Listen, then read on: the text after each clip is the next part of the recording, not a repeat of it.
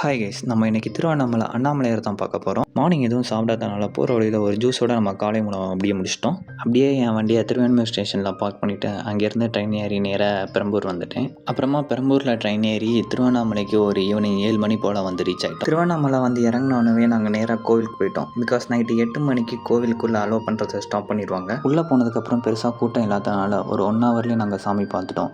இதான் first time நான் திருவண்ணாமலை அண்ணாமலையாரை பார்க்க போகிறது. ஸோ நல்ல கோவிலை நாங்கள் சுற்றி பார்த்தோம். நல்லபடியாக கடவுள் தரிசனம் முடிச்சுட்டு கோயிலுக்கு வெளியே வந்துட்டோம். இங்கே நிறைய பேர் தீபம் ஏற்றிக்கிட்டு இருந்தாங்க. இந்த இடத்துல இருந்து தான் கிரிவலம் ஸ்டார்ட் பண்ணுவாங்கன்னு சொன்னாங்க. ஸோ நாங்கள் அதுக்கு முன்னாடி போய் சாப்பிட்றலாம் அப்படின்னு சொல்லிட்டு ஆளுக்கு ஒரு தோசையை சாப்பிட்டுட்டு அங்கேருந்து நாங்கள் கிரிவலம் ஸ்டார்ட் பண்ணிட்டோம்.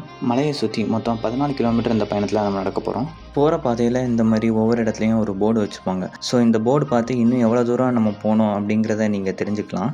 கிரிவலம் போகிற பாதையில் மொத்தம் 8 லிங்க கோவில் இருக்கும். அந்த 8 லிங்க கோவிலுக்கும் மறக்காமல் போயிருங்க. போகிற வழியில் நிறைய மான்கள்லாம் பார்த்தோம். ஸோ அது கூட அப்படியே கொஞ்ச நேரம் டைம் ஸ்பெண்ட் பண்ணிட்டு மறுபடியும் நம்ம நடைப்பயணத்தை ஸ்டார்ட் பண்ணிட்டோம். ஃபஸ்ட்டு ஒரு 5 கிலோமீட்டருக்கு ரொம்ப ஈஸியாக நடந்துட்டேன்.